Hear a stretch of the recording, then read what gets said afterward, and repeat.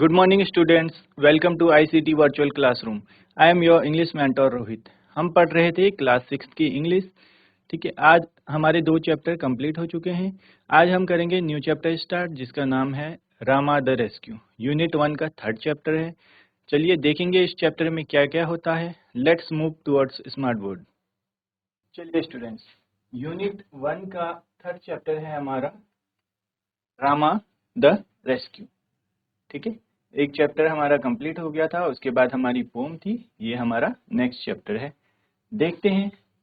जैसे कि आप देख सकते हैं, रामा रामा नाम है किसी का. ठीक है, और रेस्क्यू आप सभी को पता होगा. रेस्क्यू होता है किसी को बचाना. ठीक है, किसी सिचुएशन में फंस गया है कोई. ठीक है, तो उसकी जान जो बचाई जाती है उसको रेस्क्यू कहा जाता है. जैसे आप सभी ने देखा होगा, कहीं पे नेचुरल क्लाइमेटीज हो जाती हैं, डिजास्टर आ जाता है या कुछ भी है. ठीक है, या फिर किसी को हेल्थ रिलेटेड बहुत इमरजेंसी होती है, वहाँ पे भी क्या है, रेस्क्यू किया जाता है. यानी उनको उस सिचुएशन से बाहर लाया जाता है, बचाया जाता है. तो बहुत ही इंटरेस्टिंग स्टोरी है. इसी को हम आगे कंटिन्यू करेंगे. ठीक है, स्टोरी से पहले हमारे पास कुछ एक्टिविटीज हैं. Let us do these activities before we read. जब हम पढ़ रहे हैं उससे पहले हमारे लिए कुछ एक्टिविटीज गिवन है. Identify the following people. How do they help us when we are in trouble. ठीक है, आप सभी इस इमेज में देख सकते हैं. हमें इमेजेस गिवन है. यहाँ पर 3 इमेजेस गिवन है हमें. आपने ये इमेजेस कभी न कभी देखी होंगी. ठीक है, तो हमें बोला गया है इन इमेजेस को क्या करना है, हमने पहचानना है और हमने बताना है कि ये जो इमेजेस में दिख रहे हैं हमें, ये कौन है. और ये हमें कभी हम ट्रबल में होते हैं यानी परेशानी में होते हैं तो ये हमें कैसे हेल्प करते हैं. ठीक है, कैसे या फिर उस सिचुएशन से बाहर निकालते हैं. चलिए देखिए आप इन इमेजेस को और बताइए क्या क्या कौन कौन सी इमेजेस है और ये हमारी कैसे हेल्प करते हैं. देन हम इनके आंसर्स देखेंगे.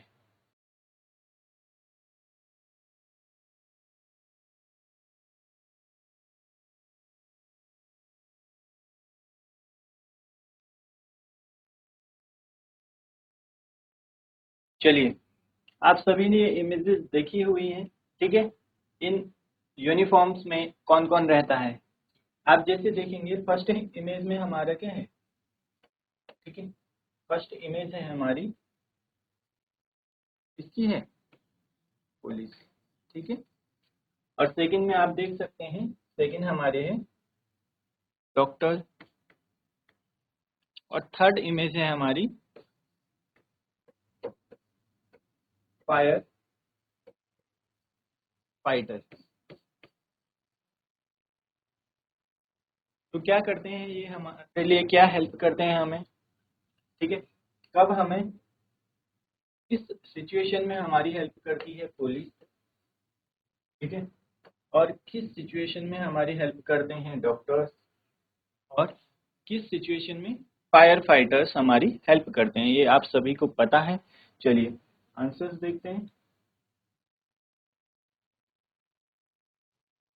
जो फर्स्ट इमेज है हमारी वो क्या है, वो है पुलिस ऑफिसर्स.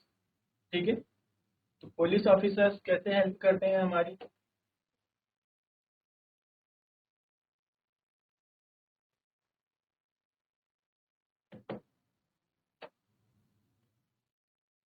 ठीक है, फर्स्ट इमेज है हमारी पुलिस ऑफिसर्स. कैसे हेल्प करते हैं हमारी. दे help us by keeping us safe from crime, protecting us during emergencies and helping with investigations. तो जब भी कहीं पर कोई क्राइम होता है, ठीक है, वहां पर आप सभी ने देखा होगा, वहां पर क्या है, पुलिस ऑफिसर्स आते हैं, पुलिस आती है जो हमें क्या है, सेव करती है उस क्राइम से. और प्रोटेक्टिंग अस ड्यूरिंग इमरजेंसीज, यानी कोई भी इमरजेंसी कहीं पर हो अगर, तो क्या करते हैं, इमरजेंसीज में भी हमें प्रोटेक्ट करते हैं, बचाते हैं. And helping with investigations. ठीक है, कभी कहीं पर जैसे मान लो चोरी हो गई या फिर कुछ हो जाती है ऐसी सिचुएशन, मर्डर्स हो गए या कुछ भी हो गया, तो वहां पर क्या करते हैं, वो इन्वेस्टिगेट करते हैं। इन्वेस्टिगेट होता है पूछताछ, ठीक है, जिस पे उनको डाउट होता है या जहां से लगता है उनको कि हमें इंफॉर्मेशन मिल सकती है उस केस से रिलेटेड, तो क्या करते हैं वो इन्वेस्टिगेशन करते हैं, ठीक है। चलिए नेक्स्ट है हमारा, नेक्स्ट इमेज सेकंड हमारी थी डॉक्टर्स की। तो डॉक्टर्स कैसे हेल्प करते हैं, आप सभी को पता है क्या करते हैं वो हमें, दे help us by treating illness and injuries, ठीक है। ये आप सभी को पता है, जब हम बीमार होते हैं या हमें कोई इंजरी होती है तो कौन हेल्प करता है, डॉक्टर्स हमारी हेल्प करते हैं, हमारा ट्रीटमेंट करते हैं। प्रोवाइडिंग मेडिकल केयर, हमें क्या करते हैं, मेडिकल केयर प्रोवाइड करते हैं। And offering advice for maintaining health, और हमें एडवाइस देते हैं कि कैसे हम अपनी हेल्थ को, अपनी स्वास्थ्य को क्या है, ठीक रख सकते हैं, ठीक है।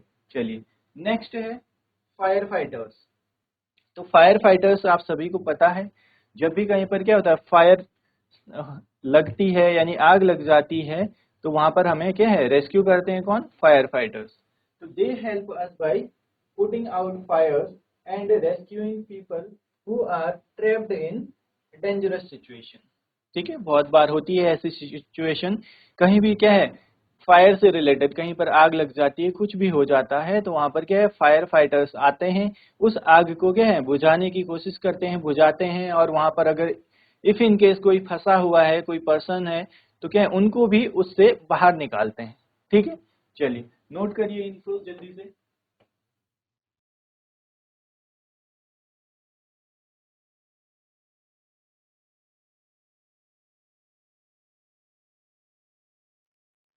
ये तीनों को आप नोट करिए क्विकली, देन हम नेक्स्ट क्वेश्चन पे चलेंगे।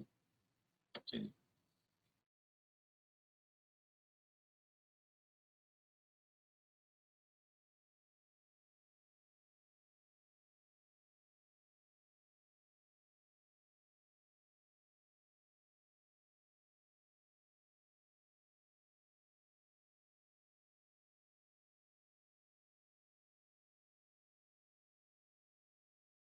चलिए नोट डाउन कर लिया होगा आप सभी ने। नेक्स्ट है हमारा,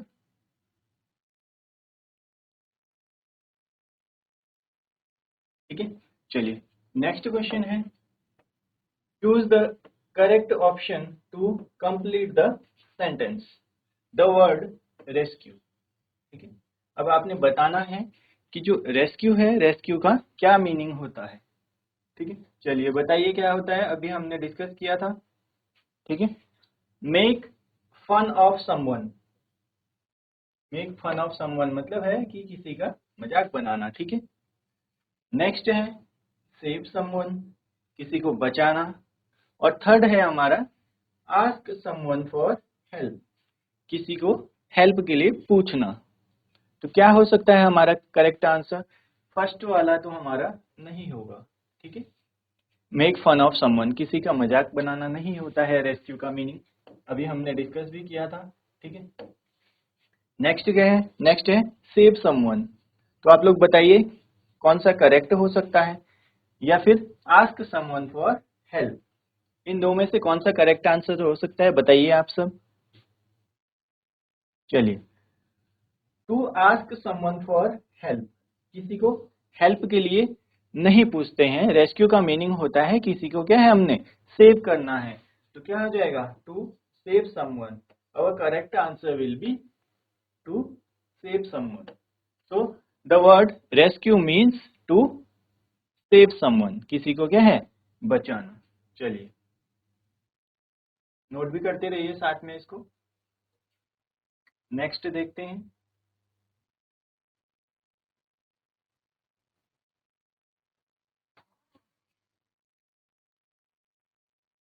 नेक्स्ट है हमारा work in pairs, put a tick mark at the end of the phrases describing those who need to be rescued.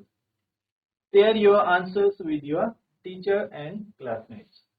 तो हमें क्या है, कुछ फ्रेजेस दिए हुए हैं, ठीक है।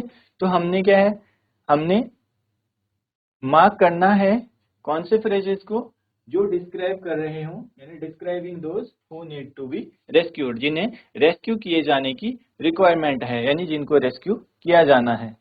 ठीक है, चलिए अब इनमें से किसको रेस्क्यू किया जाना है, करना है रेस्क्यू, वो देखिए। A man stuck in a building on fire. Next one is a woman buying vegetables in the market. Next, a dog who has hurt its leg। और नेक्स्ट है a tree being cut in the forest। ठीक है, तो अब आप बताइए इनमें से किसको रेस्क्यू की रिक्वायरमेंट है। ठीक है, कौन ऐसी सिचुएशन में फंसा हुआ है जिसको क्या है रेस्क्यू किया जाना बहुत जरूरी है उसकी जान बचाने के लिए। चलिए बताइए कौन सा करेक्ट होगा। हमने जो करेक्ट है, ठीक है, जो करेक्ट है उनको हमने टिक करना है। तो बताइए इनमें से कौन ऐसी सिचुएशन में है कि जिसको हमने क्या है रेस्क्यू करना है, यानी उसकी जान बचाने के लिए उसको वहां से बाहर निकालना जरूरी है। चलिए बताइए जल्दी से।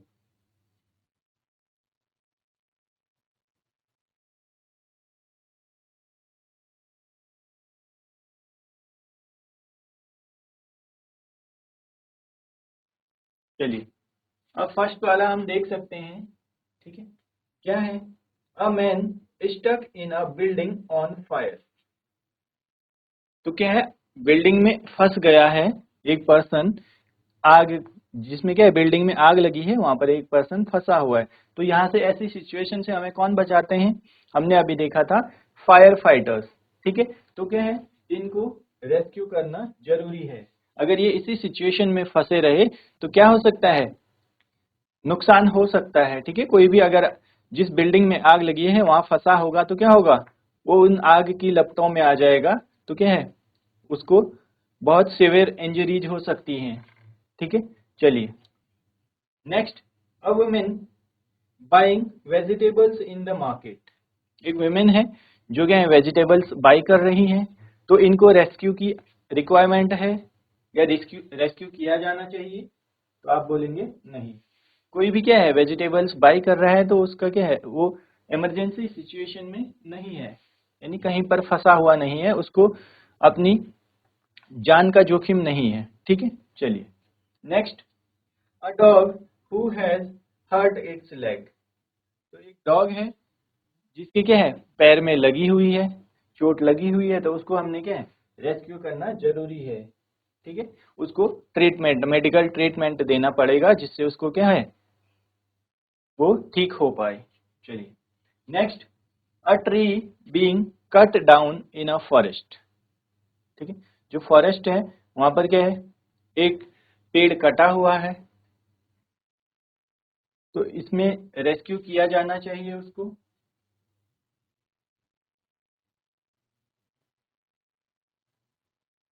अगर यही पेड़ मान लो कहीं पर कोई रोड है या फिर किसी बिल्डिंग पे ऐसे आता, तो वहां पर क्या है हमें इस पेड़ को हटाना बहुत जरूरी होता। बट इसमें ये हो सकता है अगर ये पेड़ है जो हमारा, ठीक है, फॉरेस्ट में है, तो रेस्क्यू का रिक्वायरमेंट तो नहीं है, बट उस पेड़ को हटाया जा सकता है। ठीक है, चलिए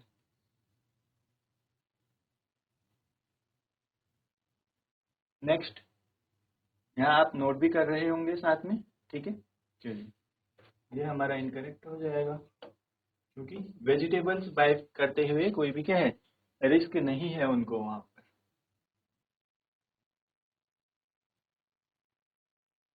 नेक्स्ट देखते हैं, the policeman in the story you are about to read is called the कोतवाल। ठीक है, यहाँ पर बोला हुआ है जो स्टोरी हम पढ़ेंगे उसमें जो पुलिसमैन है उसको कोतवाल बोला जाता है। ठीक है, आप सभी ने सुना भी होगा,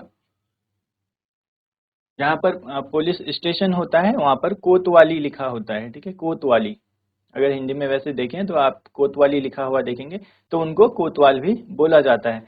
सम पीपल कॉल हिम थानेदार, या फिर जैसे पुलिस थाना है तो थाने पे जो रहते हैं वो क्या है थानेदार, यानी जो उसके रह रहे हैं वहां पर, यानी ड्यूटी कर रहे हैं, वो थानेदार, यानी उनको क्या है, कोतवाल भी बोला जाता है, ठीक है, और थानेदार भी बोला जाता है, और हम लोग क्या है, इन जनरल हम उनको पुलिसमैन बोलते हैं, ठीक है। What do you call a policeman in your language? अब जो हमारी लैंग्वेज है उसमें हम पुलिसमैन को क्या बोलते हैं? Share it with your classmates and teacher, share your local term with your classmates and teachers. तो जो हमारी लोकल लैंग्वेज है उसमें हम पुलिसमैन को क्या बोलते हैं, ये हमने बताना है। तो इसका आंसर डिफरेंट स्टेट में जो रह रहे हैं उसके अकॉर्डिंग अलग अलग हो सकता है, ठीक है। तो हमारा आंसर है, जो हमारा जनरल आंसर होगा, ठीक है, उसमें तो हम क्या है, उसमें हम क्या है, थानेदार, पुलिसमैन, ठीक है, और कोतवाल, ये तो हमारे जनरल टर्म है। इसके अलावा हो सकता है अलग अलग स्टेट में लोकल नेम्स डिफरेंट हों, ठीक है। In Hindi a policeman is commonly called, police वाला, थानेदार, ये बोला जाता है इनको। अब बाकी क्या है, डिफरेंट स्टेट में अलग अलग नाम हो सकते हैं उनके, ठीक है। जैसे इन तमिल, तमिल में क्या है, कावलार, तेलुगु में पुलिस है, ठीक है, कन्नड़ा में भी पुलिस बोला जाता है, बंगाली में पुलिस। ये लैंग्वेज है वहाँ की, ये तमिल है, तेलुगु है, ठीक है, कन्नड़ा है एंड बंगाली। तो आप इसको भी नोट कर लीजिए जल्दी से, देन हम नेक्स्ट पार्ट पे चलेंगे, नेक्स्ट क्वेश्चन पे चलेंगे।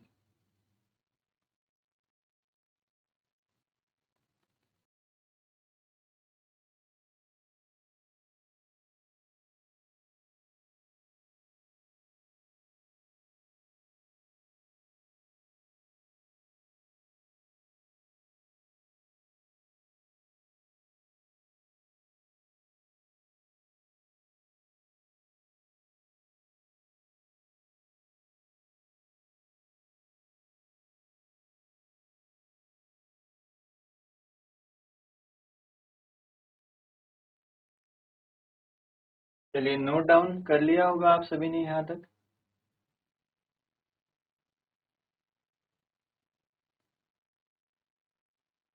नेक्स्ट है हमारा, imagine you are alone at home and you face a problem. आप घर पर अकेले हैं और आपको क्या है, आप एक प्रॉब्लम फेस करते हैं।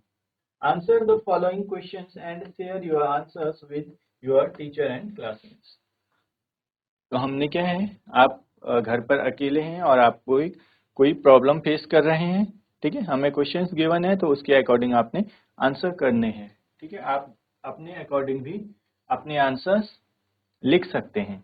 चलिए, will you solve the problem yourself और wait for someone to help you?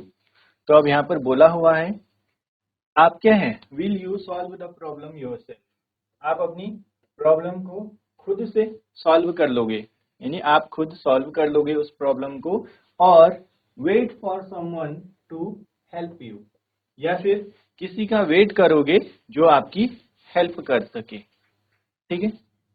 तो आप अपने अकॉर्डिंग इसके आंसर्स खुद से भी लिख सकते हैं। तो जो हमें सैंपल आंसर है, एक आंसर हम ऐसे भी लिख सकते हैं, I would try to solve the problem myself first. तो क्या है, पहले क्या है, खुद से ट्राई करेंगे कि जो प्रॉब्लम है उसको हम सॉल्व कर पाए, ठीक है। But if I can not solve it, I would wait for someone to help me. तो पहले क्या है, हमने किसी भी सिचुएशन में अगर हम फंसे हुए हैं, ठीक है, किसी भी प्रॉब्लम में अगर हम फंसे हुए हैं, तो हमने क्या है, पहले ट्राई करना है कि उस प्रॉब्लम से बाहर कैसे निकला जा सकता है, खुद से ट्राई करेंगे। अगर नहीं निकल पा रहे हैं, यानी उस प्रॉब्लम को नहीं फेस कर पा रहे हैं, उस सिचुएशन से बाहर नहीं पा रहे हैं, तो क्या करेंगे, I would wait for someone to help me, किसी का वेट करेंगे जो हमें उस प्रॉब्लम से, ठीक है, बाहर निकाल दे, यानी उस प्रॉब्लम को सॉल्व करने में हमारी हेल्प करे, ठीक है। चलिए, नेक्स्ट है, how will you deal with the problem, give a reason. आप उस प्रॉब्लम को कैसे डील करोगे हमने आंसर करना है। ठीक है, नेक्स्ट है हमारा be worried about the problem and give up. ठीक है, या फिर क्या है, आप वरीड होगे उस प्रॉब्लम से और गिव अप कर दोगे। गिव अप मतलब होता है कि हार मान लेना कि ना नहीं निकल पाएंगे इस सिचुएशन से, या मुझसे नहीं निकला जाएगा। ठीक है, या मैं नहीं कर पाऊंगा, कर पाऊंगी, जो भी है। चलिए,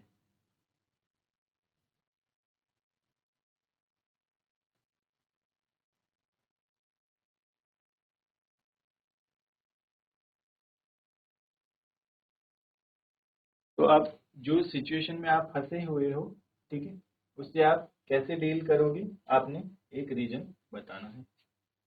नेक्स्ट है हमारा be worried about the problem and give up. आप क्या है, उस प्रॉब्लम से बहुत परेशान हो जाओगे। वरी होना यानी परेशान होना, और गिव अप कर दोगे।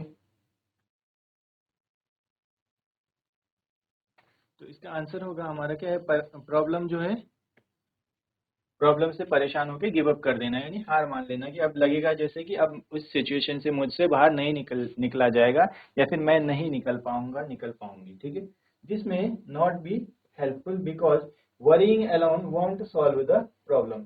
अब क्या है, ये हम सभी को पता है, सिर्फ परेशान होने से ही उस प्रॉब्लम का सॉल्यूशन नहीं निकलेगा। किसी सिचुएशन में अगर हम फंसे हुए हैं, ठीक है, किसी सिचुएशन में अगर हम फंसे हुए हैं, तो उससे बाहर निकलने के लिए हमें उसका रास्ता ढूंढना पड़ेगा कि किस तरीके से हम इस प्रॉब्लम से बाहर निकल सकते हैं। अगर हम परेशान होकर बैठे रहेंगे, कुछ नहीं सोचेंगे उससे निकलने का, प्रॉब्लम से निकलने का, तो क्या है, ये हमारे लिए बेनिफिशियल नहीं होगा, यानी हेल्प नहीं करेगा। अगर हम सोचते रहेंगे, परेशान होते रहेंगे, तो उस सिचुएशन से बाहर नहीं निकल पाएंगे। So it is better to think of the possible solutions.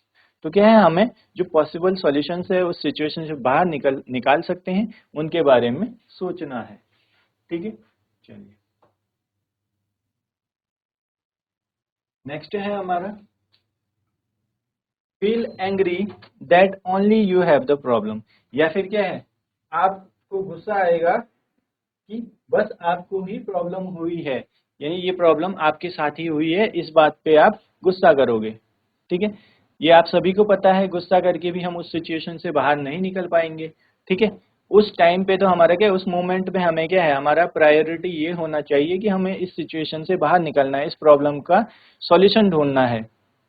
उस टाइम पे हम गुस्सा करें या परेशान हों, तो इससे हमारा सॉल्यूशन नहीं निकलेगा। ठीक है, तो क्या होगा, हमारा आंसर हो सकता है feeling angry will not help in solving the problem. ये हम सभी को पता है, उस सिचुएशन में हमें गुस्सा करके कोई भी सॉल्यूशन नहीं मिलेगा उस प्रॉब्लम से बाहर निकलने का। ठीक है, it is better to focus on finding a solution instead of getting angry. तो उस सिचुएशन में बेटर है कि हम क्या करें, फोकस करें उसका सॉल्यूशन फाइंड करने का। ठीक है, इंस्टेड ऑफ गेटिंग एंग्री, यानी कि गुस्सा होने से अच्छा है कि हम उस सिचुएशन में क्या करें, उस सिचुएशन से बाहर आने के लिए रास्ता ढूंढें। ठीक है, चलिए, नोट करिए इनको।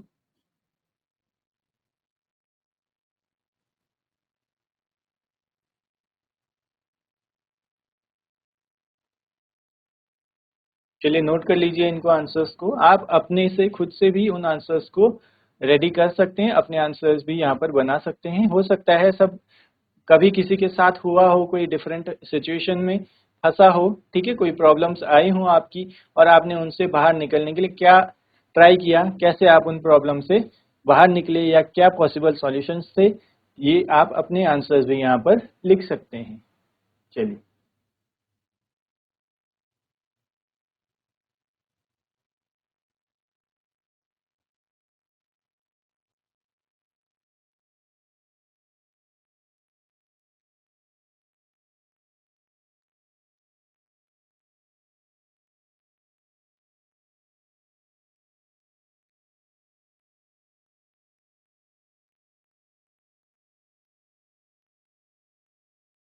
चलिए, नोट डाउन कर लिया होगा आप सभी ने, आगे चलते हैं।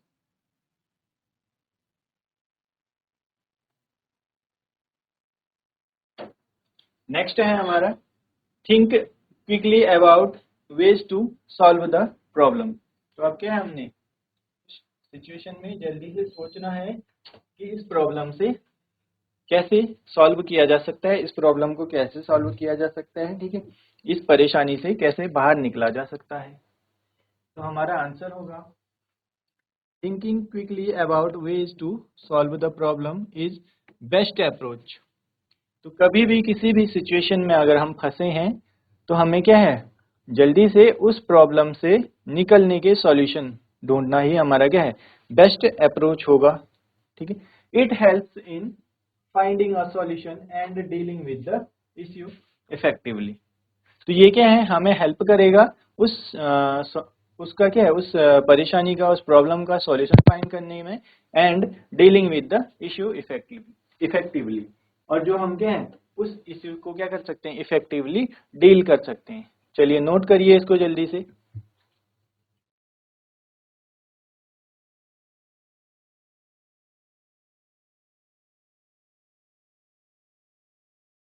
चलिए नोट कर लिया होगा यहाँ तक आप सभी ने।